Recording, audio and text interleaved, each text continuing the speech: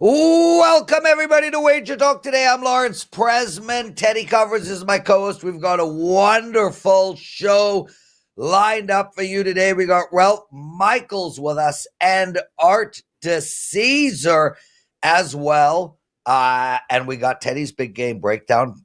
Plus, I'm going to do the penalty box segment live on air.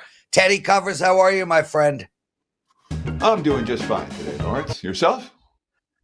Yeah, no complaints at all, dude. I'm excited. Ralph's coming on. He's going to look at the Washington-Toronto game. That's in hockey. I'm curious to hear his take. He's also going to take apart Penn State at Purdue, or hosting Purdue, and he's got an NHL chart with us. And this is a very important chart. It's about playing the back-to-back games, and in the NHL, there's a lot of games where there's no rest.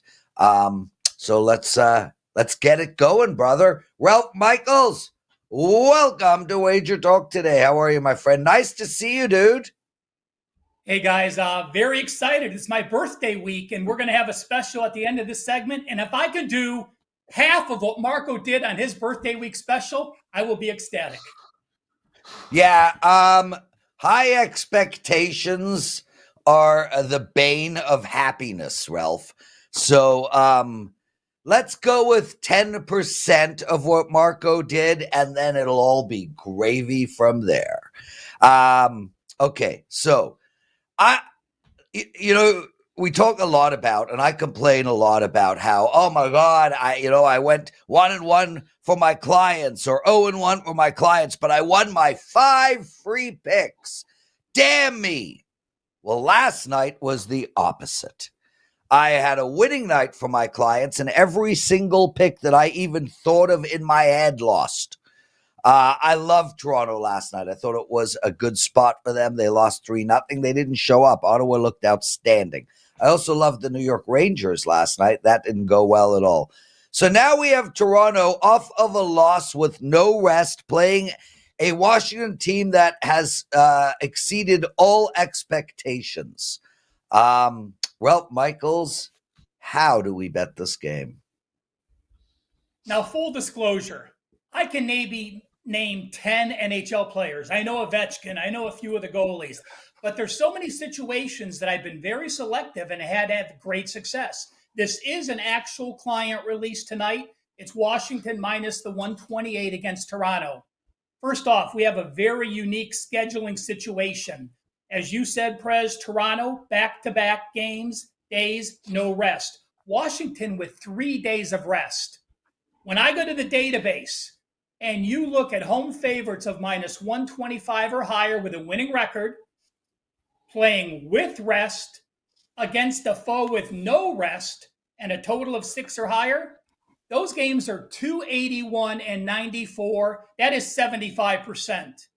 In fact, if you blindly bet every NHL home favorite with 3 or more days rest against an opponent with no rest, you are blindly 71% against the spread. Now, the Capitals are off an 8-1 win against St. Louis. Their record now 10-3 since a season opening loss, but they're 9-1 as a small dog or a favorite, with an average score of 4.8 to 2.3. That's an average win in those 10 games of 2.5 goals per game. Washington is number 3 in goals per game scored. They're averaging 4.21 goals per game. And listen to this. They have only had 6 power play goals, which is last in the NHL. And they're still number 3 in scoring. When they get that power play game down, this is going to be an exciting offense. You look at the Maple Leafs. They're 7-3 at home after that loss yesterday, but they're only 2-5 on the road. And one of those wins was as a favorite. So they're 1-5 in those other games, and they've averaged only 1.6 goals per game in those losses. Toronto was off a very sloppy game. They had 9 giveaways last night.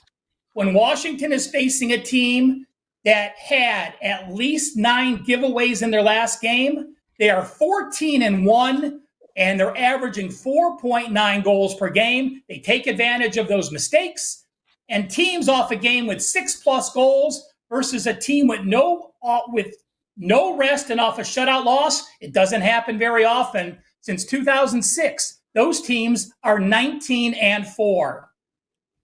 Lindgren and Thompson, the goalies, have rotated every other game, so it's likely Lindgren's spot, but it really doesn't matter who's in goal for Washington tonight. It could be Lindgren or it could be Thompson.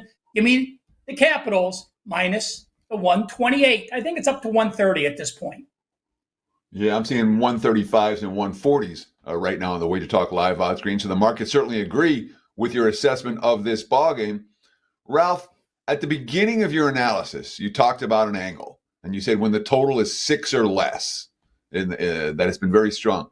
And in my mind, that one in particular didn't pass the smell test. I'm like, why would this trend be better when the total's 6 or less than when the total's 6.5 or higher? Can you talk about that for a minute? If I said 6 or less, Teddy, I apologize. It's 6 or higher. So the reason is you're not facing a stud goalie. So my mistake on my it might have been 6 or higher. It might well have been me hearing it wrong. But the concept was, why would the 6 goals be different? You might have said it right, and I might have heard it wrong. Happens all the time. Because if you have a total of 5.5, then one of your totals is a stud, and it could be the visiting goalie. So it knocks out some of those wins where a guy has a stud goalie. So that's my take on it. Again, I don't have a lot of years of data with the NHL, but the database has worked very well with these situations. Well, Michaels, Ralph, I'm just going to throw a couple of statements about this game. Firstly, I really like the under in this hockey game. And I know people think the Leafs are a big high-scoring team. It's just not the case this year, and this team just constantly goes under the total. It's now 5 straight. But, Ralph, head-to-head, I mean, Toronto basically nipple clamps this team and whips them on an iron cross on a regular basis. Yeah, how's that analogy? Washington can't beat Toronto if they knew the score. Does that worry you at all?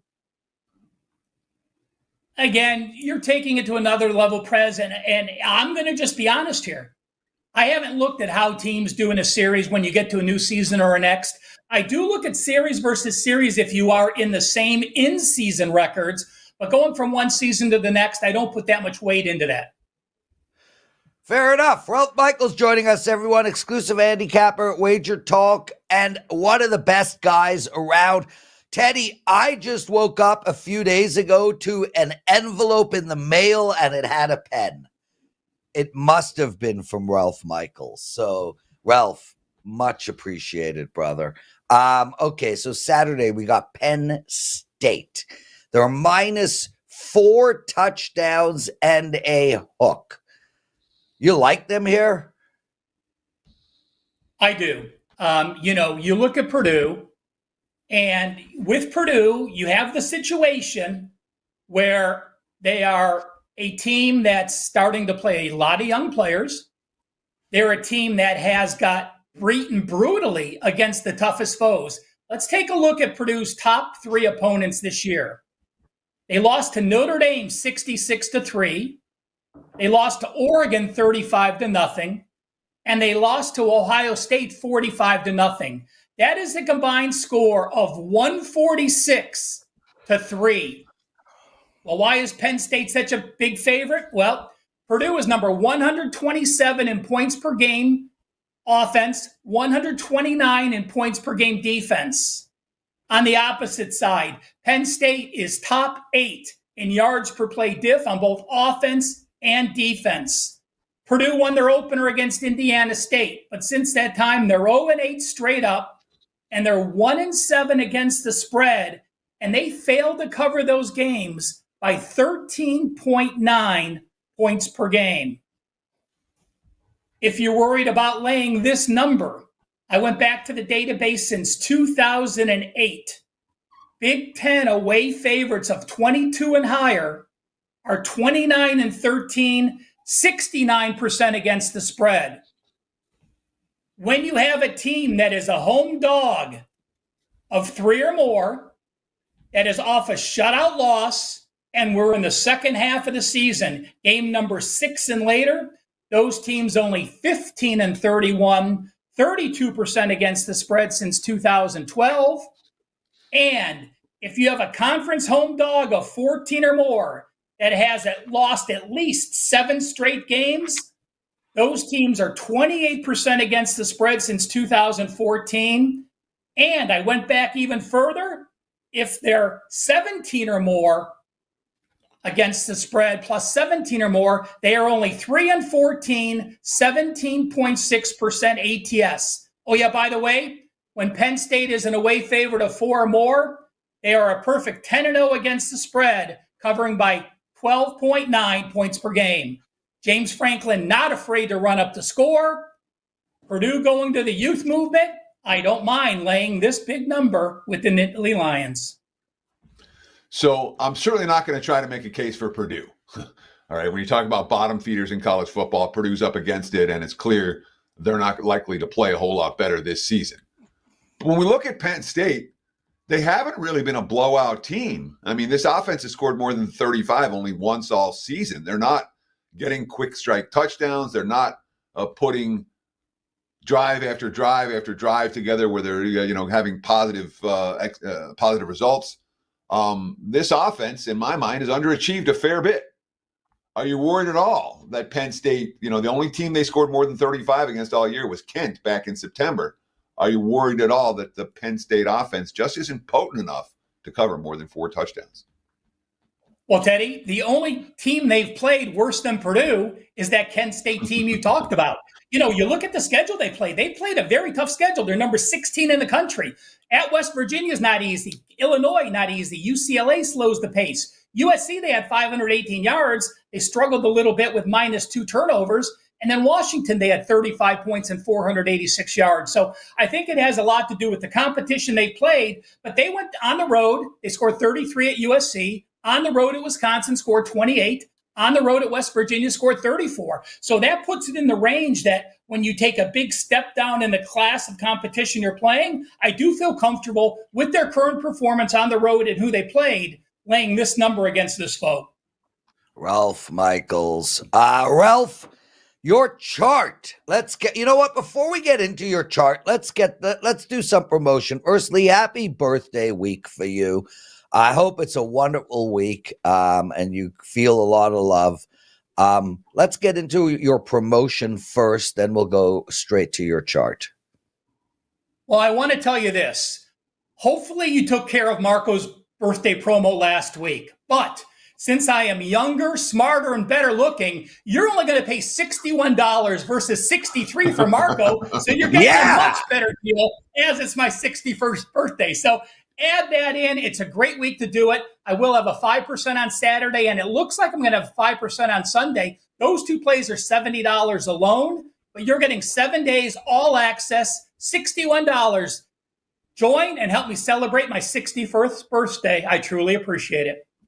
Well, Michael's outstanding stuff. Okay, guys, I want to answer a question in the chat room, and Teddy and Ralph, feel free to wade in here. It's about the Winnipeg Jets, but let's focus on the conceptual question. Gio knows. He writes, Prez, why isn't everyone taking the Winnipeg Jets every night on the money line? They are 15-1 on the year. So conceptually, Teddy and Ralph, what we're talking about here is a team that is winning every single game. They've won 15. They've lost 1. Why aren't we taking them on the money line? It seems like free money. Last night, I liked the New York Rangers against the Winnipeg Jets. I was wrong. My answer to that question is I'm not focused on are they 15-1, 16-1, 12-1. I'm focused on what is the right bet in that moment. And when you have a team that is on a win streak like that and they are excelling way above their heads, the right bet is to bet against them. Now, clearly, that has been wrong for the last many, many days. But I'm not going to jump into a run like that. I would rather, knowing at some point Winnipeg is going to regress, I would rather bet against them or what I'm doing, which is staying away completely. Teddy, any thoughts there? Because this is a fascinating question and one that really covers all sports. So I was kind of surprised by your analysis there, Lawrence, because you said you want to fade Winnipeg. And one thing we've talked about basically since this show started was we're going to ride streaks. And when you're riding a streak, you ride it. And Winnipeg, well, I haven't been. No, but I haven't been riding them, right? I'm well aware of what you're saying. Please. I didn't ask you to interrupt me and mess up my thought process in the middle. I was trying to give the analysis. All right. You don't need to roll your eyes. You're not on screen right now. You're through to me. Okay. So conceptually, we're not looking to step in front of teams that are overachieving to their line. And Winnipeg has been nothing but an undervalued commodity so far this season. If you've been riding the Winnipeg Jets, you keep riding the Winnipeg Jets until they lose. If you haven't been riding the Winnipeg Jets, now's not the time to jump in. It's not the time to jump in betting on them. It's not the time to jump in betting against them. You wait and you find another team or teams to bet on, and you leave Winnipeg alone until this streak comes to its inevitable conclusion. But in the meantime, you're not jumping in and fading them. That's my take. Yeah. So let me summarize, Teddy. Prez, I don't understand what you said. I totally disagree, even though I 100% agree with everything that came out of your mouth. That you literally agreed you said you with were looking to fade Winnipeg. But I would I'm not be looking to fade but Winnipeg. I'm not. Right, but you said you're looking to fade Winnipeg. What do you think, Ralph? I'm with you, Teddy. I will not step into a streak like that. Same thing. But again, you also are starting to, have so much value against the team. I mean, I'm getting articles, from Action Network or The Athletic and the amazing streaks of the Cavs and the Jets. When the public knows those streaks are available, the value is basically gone, is I think what you were going to say, Teddy. Okay, there we go. Everyone disagrees with me while agreeing with me. Ralph Michaels, let's get into your chart. Well, it's simple, guys. Since I did an NHL game today and the team involved no rest, I wanted to do a chart. This is unrested teams against a rested opponent, at least 1 day of rest. Take a look at the ROI in units. On the left-hand side, on the top left, are home teams. I did home between the 125s, home favorite of more than 125, home dog more of 125. ROIs with home teams and no rest, minus 13.8% ROI, minus 11.3%, and minus 34%. Look on the right-hand side in the yellow on the top right quadrant. Away teams between the 25s, a favorite of more than 125 and a dog of more than 125, ROIs of minus 5.5, minus 10.5, and minus 19.2. Not one positive ROI and not one ROI less than minus 5.5%. And on the bottom, I did what a team is off of. So as an example, if you look at that minus 40.8, that means the team is off a previous home loss with no rest playing at home. Those teams, only 13 and 30, minus 40% ROI. So as always, I will post this on Twitter/X after the show, but it really did open my eyes at just how hard it is to compete in the NHL as an unrested foe against a rested opponent. Ralph, you don't put out a lot of charts with a minus 34% ROI or a minus 33% ROI or a minus 40.8% ROI. Those to me look like those are the kind of numbers you want to bet blindly. Is this something that you would look at betting every single time? Well, Teddy, I have in my database, it pops up every one of those situations. So I do not bet it blindly, but that is why I've had some NHL success, because that is the pool of games I'm looking at. And then I do my reading and my due diligence moving in that situation. So I'm not going to play against any of those situations. When you look at those home records against non-rested foes, it would take hell and high water for me to play on a team with no rest, but happy to fade them in many situations. Not quite to the blindly betting it stage, but pretty damn close. Wonderful stuff, Ralph. Yeah, that chart is amazing. Please tweet it out. Guys, Ralph Michaels, everybody, and Ralph, have a wonderful birthday week. Thanks for joining us, my friend. Teddy covers, we're going to do What Did Bettors Learn? Then we're going to bring on the awesome Art DiCesare. We'll end the show with your big game breakdown in the penalty box segment. Guys, if you're enjoying this show, please, if you don't mind taking a second out of your day and hitting that like button, it would be greatly appreciated. 184,000 of you subscribe to our channel. Let's get it to 185. Teddy covers, the microphone is yours. Sure. We talk about what bettors learned last night. Well, something stood out to me last night, Prez, and maybe it hasn't happened in a while. You and I are both hot at the same time. We're running real good right now, and that's why, of course, we're running the perfect odd couple promo, which we haven't run. I don't know if we run it at all this year. We're running it right now. That's me and Prez. Buy me, get Prez. Buy Prez, get me. 3-day all access from either one. You get $69. And of course, buy it from my page, not from his, but it's fine. Wherever you get it. Buy 3 days of me, get 3 days of Prez. Buy 3 days of Prez, get 3 days of me. And this weekend, right now, is the time you can stack them up. You can buy a Wednesday, Thursday, Friday, and then a Saturday, Sunday, Monday. Prez is hot right now. 9-2 college basketball run, 10-1 run with his NHL 3-star, 6-1 in the NBA. He's won 6 of his last 7 days of betting, 25-13 overall, 66% across sports. Me? Well, I finally heated up. Swept last night, 86% all sports run over the last 3 days, and I'm primed to do more this week. So I don't sell a lot. I really don't. I'm not a great salesperson. This is the time, if you want to get on board for the Odd Couple package, Prez and I, again, 3-day all access, $69. Buy one, get one. The classic BOGO. All sports included.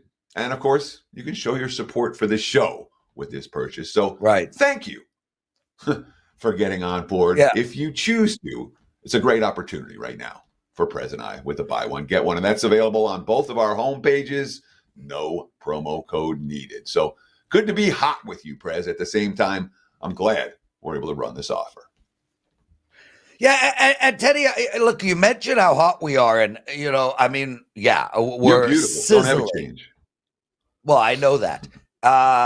Actually, Dan, put that picture up again, if you don't mind. Dan, okay, guys, in the chat room, what's the age difference between Teddy and I? Guess in the chat room, please. That's the worst picture of Teddy in history of pictures. Anyway. I just want to say he's way better looking in real life than in that picture. Anyway, guess the age difference. But Teddy, what I wanted to say is, yes, we're really hot right now. True story. But more importantly, and Steve Merrill and I talk about this a lot on Tuesday's show, you and I have dominated NBA. Since I changed my system 3 years ago, I'm killing it. You have owned NBA for the better part of 3 decades.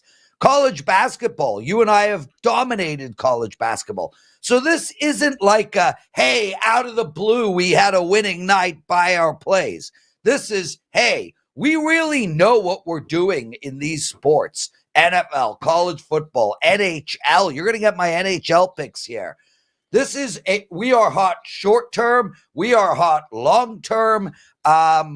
Really great promo to take advantage of. So everybody, please head over to Teddy's page and buy the BOGO special. Art DiCesare joining us, everyone. Art, I'm gonna firstly, I'm gonna start the show with a question, but before that, how are you, my friend? Just glad to be here as always. Excellent stuff. Okay, so Teddy and Art, I want you to wade in here because Rob Lynch, who is another awesome listener of ours in this chat room every day of his life. He writes, I don't see how you can bet on a sport where you don't know the players. Now, Art, I'm going to leave you aside for 1 second here. Teddy, I want your thoughts on this, and then I'm going to spin the question slightly for you, Art. Go ahead, Teddy. So I would say that the best bettors in the world can't name a single player in any sport they're betting. Right. Plain and simple. Right. All right. Right. The best bettors in the world don't know anything about the games, the quote unquote handicap of the games. So there is something to be said for having the ability not to know the players and still be able to make positive expectation wagers. It's not my style of handicapping, but it is certainly a style of handicapping that has proven profitable for those who can succeed doing it. I'm not one of the guys, so I'm not going to make a case for it. But there's certainly, like I said, the best bettors in the world show profitability year in, year out, and they couldn't tell you who the starting quarterback is, let alone the backup. Lawrence? Teddy, I can't say it any better than that. 100% correct. We hear that with Gianni when he comes on our show. He's like, I don't know who's playing on this team. Rob Lynch, Teddy is right. The best bettors on the planet do not know the names of the athletes. Now, with that said, Art, here's my spin version question to you. We're the bettors. You're the sports book. Can you set a line without knowing all the players? 100%. Exactly. So yeah, I think Teddy comes from a great place with it, because I'm with Teddy. I love sports. That is where I start. Right? When I'm a kid, I love sports. I know everyone's stats. I'm reading the back of baseball cards. I love it. But once you get into this, and Teddy's right, I've had conversations with some of the sharpest bettors, and we start talking about players, and they look at me like I'm speaking a foreign language to them. But they are still winning bettors. And I sit in a risk room where sometimes you're talking to some of the smartest people booking games around the country, and I'm throwing players out, and they're like, who does he play for? Blah, blah, blah. It's like, so it doesn't matter in that sense. I think you can do it both ways, on both sides. Absolutely. Yeah, well said. Teddy, go ahead. Sure. So, Art, one of the things that has absolutely changed in the betting markets, I'll say over the last 10 years, is at the Westgate Superbook. We didn't know if the quarterback was going to play. You guys wouldn't hang a number on that game. It would be off all the parlay cards. You wouldn't see a number sometimes till Friday, sometimes till Saturday. In the NBA, 2 years ago, we have, I put Damian Lillard is questionable tonight. That game might well be off the board until an hour before tip-off.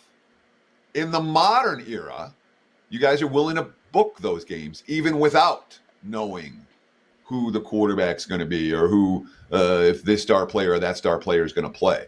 How did that change come about? And have you done all right since you've made the change to booking all the games early in the week as opposed to holding up a bunch of games where we don't know who's going to play? It's a great question, Teddy. And I know we've discussed this multiple times. And let's take football. Like, obviously the quarterback's the most important position, but if a quarterback is questionable, you kind of just have numbers built into what the backup's going to be. Also, we like perception of maybe where we think bettors will go with the backup, compared to where the hurt quarterback could play and what that would affect. And you can't be the only sportsbook in America without a lineup. Like, there is market. Sometimes you could just be on a market number if you don't have really an opinion on the game. The NBA has totally changed because I know you guys know this. It feels like when the star player doesn't play, it doesn't matter. They win the game anyway, or they cover. It's like it's happened so much recently here in the NBA that we can't be put in a position. Now, we don't put overnight NBA up anymore, which we used to do. So we've gotten away from that. We don't want to put up any overnight NBA, but we're not going to sit there and put up a game, or wait till an hour before the game or 2 hours before the game to get an NBA game up. We're just not going to do that. We think it's not fair to our bettors. Like, we have to take the information that comes in from our bettors, and if we've put up a wrong line or our line's too short or our total's too high, then we can adjust off that. And that's the way we look at booking these games. And so what prompted that change? Was that just there were just too many options for other bettors? Bettors were complaining that, hey, I can bet this somewhere else and not here. And how have your results been since you decided, hey, we're going to post with the market even when we don't have when we have incomplete information about the players? Well, I know this for the NBA, and like I said, it's been fine because of a lot of public people will come in and say, Giannis isn't playing. Luke, name the best players in the NBA, and they just instantly say, well, we'll take the other side. And it doesn't matter over an 82-game haul. It feels like that team who misses the star player cashes out a lot of the times. And you're right, Teddy. It wasn't necessarily complaints. But once again, you're looking at a WagerTalk screen or a Don Best screen or something. There's 50 books you're looking at. We're not going to be the one that has a hole. So that was our thinking is, hey, we're not going to be the ones who aren't going to put up. And I think the industry has kind of felt that way. There are still some books that aren't going to hang a line, and that's fine. But we're not going to be one of those. Art DiCesare joining us. Art, Teddy and I talk about this all the time, and most professional sports bettors talk about this, that star player out first game, bet on. That's a real thing, guys. Like, that is a legitimate, real thing. Your star player is out. You're a bet on the next game, not a bet against. Art DiCesare joining us from the Westgate Superbook. Art, let's turn our attention. Well, let's go backwards and tell me how you guys did this past weekend in college and NFL, and then Teddy will get some actionable info out of you. Well, college has been really good. We've talked about this. It's been good the last couple of weeks, and nothing has changed there. NFL, we finally got back to our winning ways. Now, we had a couple of things that could have really bumped up our winning ways. If Denver makes that field goal, that would have been huge. If San Francisco loses outright, that would have been huge. So those two results, San Francisco squeaking out a win, it was still good for us with Tampa covering, and obviously Denver covering was still good for us. But if we could have got one of those outright wins, especially Denver would have been almost $100,000 swing towards the positive for us, even though it was a positive game. But we got back to our winning ways on Sunday, which we like to say. Well, let's talk about this week's action in NFL and college football. Art, let's start in college. Talk about where you've seen the money flowing. Who do the pros like? Who do the Joes like? What game's going to be on all the parlay cards in college this week? Anything stand out to you? Arthur DiCesare at ArtDice21 on X. Yeah, let's just look at the public. It's not been a lot of public stuff this week, Teddy. I think the most public thing I could throw out there is BYU -3 against Kansas. Now, USC and Oregon are very popular in a lot of money line parlays, so it'd be nice to get one of those to lose outright.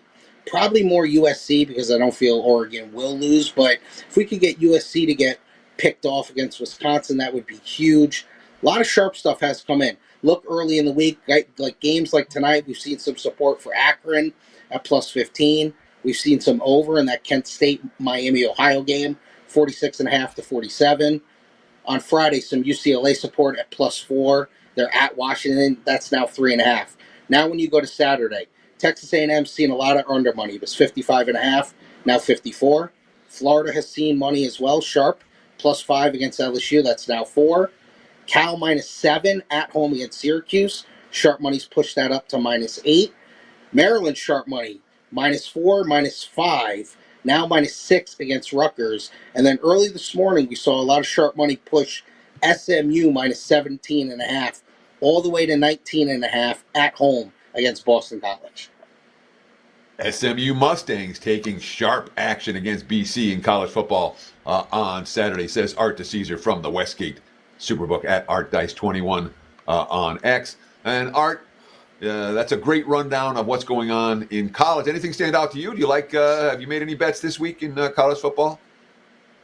I have not. No, I have not looked. I like to zero in on one or two games, but nothing has really jumped out to me yet in college. So I never just want to throw anything out there.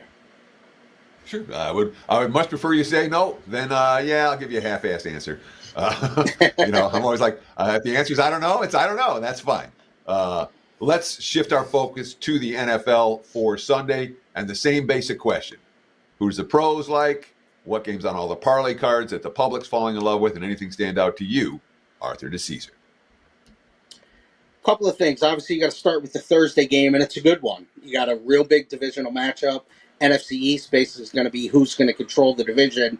Eagles at home laying 3.5 to Washington, total of 48.5. I know we're going to see over money, and we've seen really good split action so far because of that 3.5. There are bettors who will lay it, but there are bettors who will take it as well. So that's been really good split action for us. I would say right now our biggest need will probably be the under, And I think we're going to be fine on either side when it comes to the side because of that 3.5. Sharp money on Seattle at +7. They're at the 49ers. The 49ers look sluggish, coming off their bye, barely won the game, a game I talked about. Seattle hasn't been great, but bettors feel they're going to take the key number of 7. That is now 6.5. New England coming off a dominant performance in Chicago, +5.5. Rams on a short week. That's now 4.5. So you've seen New England support. And you've seen real good support on the Bears, Packers under 41.5. Took it at 41.5 and 40.5. We're now at 40. And the public's on a couple of big favorites. They're on the Dolphins -7.5 against the Raiders, who are awful. Texans -7.5 against the Cowboys, who are also awful. They'll be huge in teasers. They'll be huge in moneyline parlays. If we could get either one of those teams, Miami or Houston, to lose outright, that'd be really nice for us. Arthur DiCesare, just a few minutes left of them here on a Wednesday. We got Arthur DiCesare every Wednesday as one of our featured guests on WagerTalk Today, and we love having you. Art, let's talk a little basketball.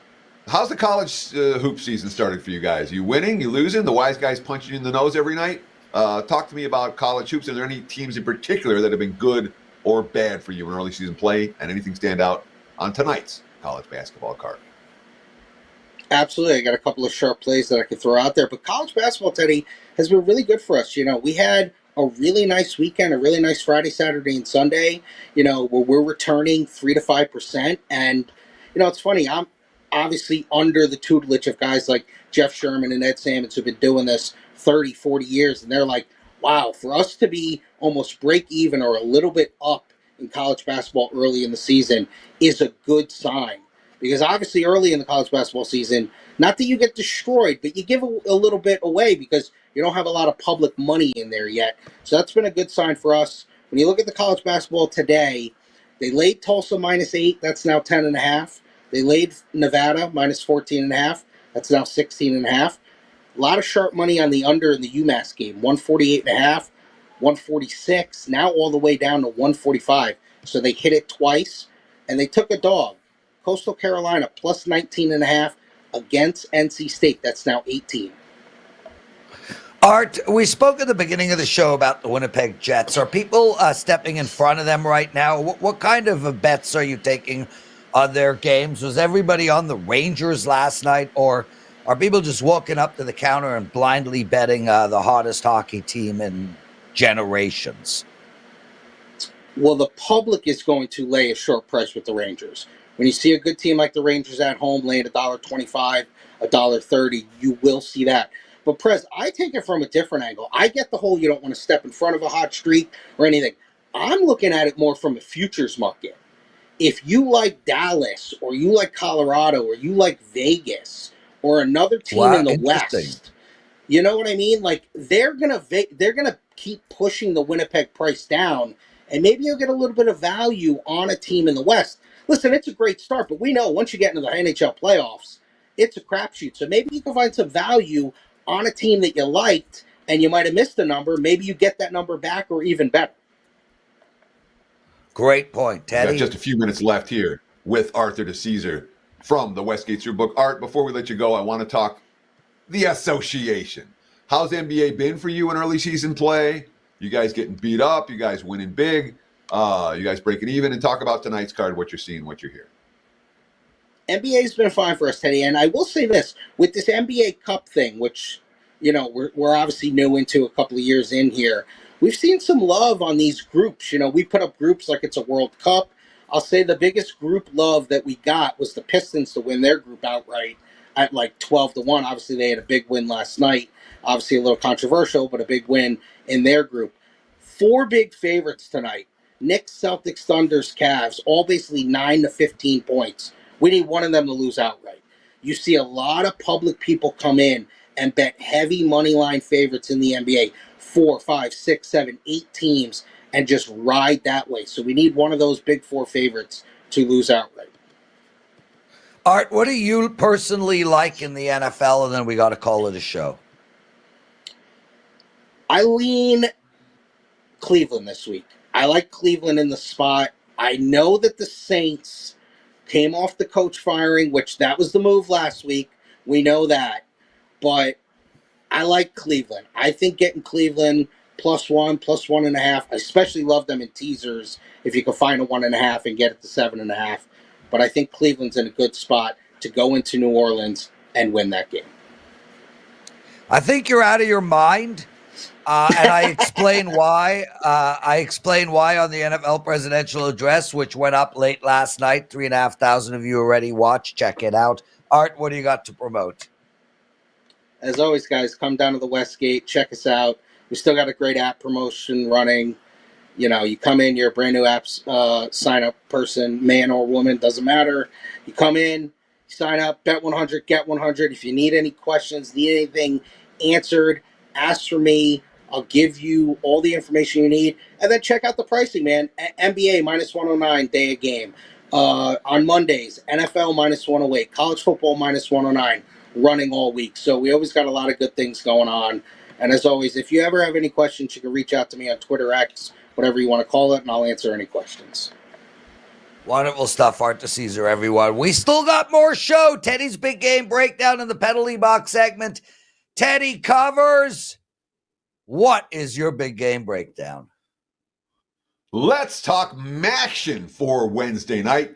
This one has potential to be a whole lot of fun. The Ohio University Bobcats taking on the Eastern Michigan Eagles. And right now, look at the WagerTalk free live odds screen. Ohio pretty much -11 across the board, total of 51. They've taken a fair bit of money in this ball game. This line opened 7.5, 8. Now we're seeing 11s, and it's not injury related. What's it related to? Statistical profiles. Ohio U, the much stronger statistical profile compared to Eastern Michigan. It's really not close. Ohio U's better offensively. Ohio's U's better defensively. And that's why, given those statistical measures, we're seeing the Bobcats take the money.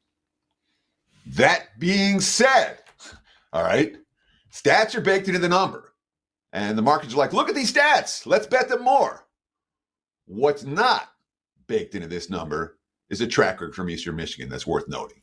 All right, Eastern's coming off back-to-back losses, both heartbreakers by a combined 5 points. Last time out, they hit the Hail Mary against Toledo as the last play of the game, and then went for 2 to try to win, and the 2-point conversion came up short. They lost that game. They lost to Akron the previous game, in a game where they fell apart. They were down 18-0, took a 21-18 lead, rallied, and then gave up a final game-winning touchdown to the Zips. So the marks are going, this team's losing to Akron. This team, there's not a lot. There's no respect for Eastern in this number. And I get it because their stats say, don't respect us that much. But there's something worth noting, very worth noting. Eastern Michigan is 4-1 against the spread as an underdog this year. Okay, that's fine. When we look at the Chris Creighton era, and boy, I'll tell you what, when it comes to head coaches who I really respect, Ypsilanti's a hopeless place to try to put a football program, right? It's just down the road from Ann Arbor. There are 6 other regional schools that recruit the Detroit area. It's a problem. This is a bottom feeder program. In the Chris Creighton era, they haven't been. It's mediocre to good.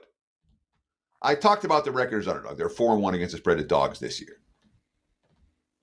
Since 2016, as road underdogs, Eastern Michigan has gone 30-9 against the spread. 30-9 since 2016. Same coach, same program. This is what they do. This isn't the first year that Eastern Michigan's statistical profile hasn't been as good as it's supposed to be. And the markets have gone, oh, look at Eastern. They're not any good. Let's bet against them. It's happened year in, year out. When you've got a coach and a program with a track record that's 30-9 ATS as road dogs, winning in that role this year, and everyone that you talk to, oh, look at the stats. Ohio's way better. Maybe they are, but Eastern finds a way to hang around. Client play for me, I'm taking the Eagles plus the points, and I've advised my clients to do the same. There's your big game breakdown. Back to you, Mr. Prez. Don't buy it. You just got it here for free. Appreciate the likes and follows and comments very much as well. Lawrence? Teddy covers. Say goodbye, my brother. Wave. Wave. Bye. Teddy covers, everybody. What a show. Okay, guys, it's time for your penalty box segment for Wednesday. Let's get straight into it. I got 3 NHL bets to give out, and let's start right off the bat with the Pittsburgh Penguins playing the Detroit Red Wings. And really, guys, bottom line here is I like the under in this game. It's a 6.5 on board. And if you've been playing my client plays all year, you know I like to bet Detroit under the total. They are 6-8 to the under this year.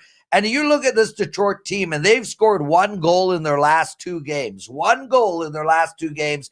They have scored more than 4 goals once in their last 6 games. This Pittsburgh Penguin team, they also just scored only 1 goal in their last game against Dallas and have scored 1 goal in twice in the last 3 games. There's not a lot of defense coming out of Pittsburgh, but I don't think Detroit can take advantage of that. Please take the under. Now, before we get into our next game, I get a lot of questions asking me, Prez, what is Flex Picks? So we have a new program over at WagerTalk called Flex Picks. And basically how it works is simple. If you want to buy an all-access pass to one handicapper a day for every single day of the month, it's $39. That would cost you $1,170. If you buy Flex Picks, you pay $269, and you can buy a different handicapper every single day. So it is a massive savings. And this is really by popular demand. People have been emailing us all the time saying, hey, if I buy every single day a different handicapper, but I can't get a deal. If I buy a month of a handicapper, I get a deal. This is what we're doing for those people. So if you want to buy me one day, Teddy another day, Steve Merrill a third day, Marco a fourth, buy our Flex Picks package. It's the best way to buy plays over at WagerTalk. Okay, let's get into Toronto and Washington. And guys, I'm going to make this really easy. We took the under in the Pittsburgh-Detroit game. We're going to take the under in this game as well. The Toronto Maple Leafs are 5-10-2 to the under this year. This is a team that is playing to the under every single night. It's now 5 in a row. Most of them haven't even been close. 3-0, 4-1, 3-1, 4-0, and 1-2. Washington has played to the over this year, 8-6. But on the whole, I think this is a team that will regress scoring-wise and start playing to the under.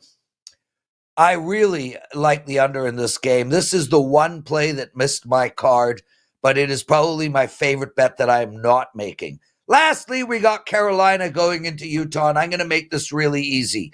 Carolina just played Colorado and Las Vegas, 2 teams that are contending for the Cup. Now they're playing Utah. This is a bad spot for Carolina. It's hard to get your emotions up game in and game out. We see this all the time with these great teams. They beat each other and then they lose to shit. Utah shit. It's plus 170. That's the bet. I like Utah as a real live dog. That's the penalty box segment, everybody. Make sure to buy those Flex Picks. Also, I have 2 college basketball, 1 NBA, and 1 NHL play up for my clients tonight. Lots of love, and we'll see you all tomorrow.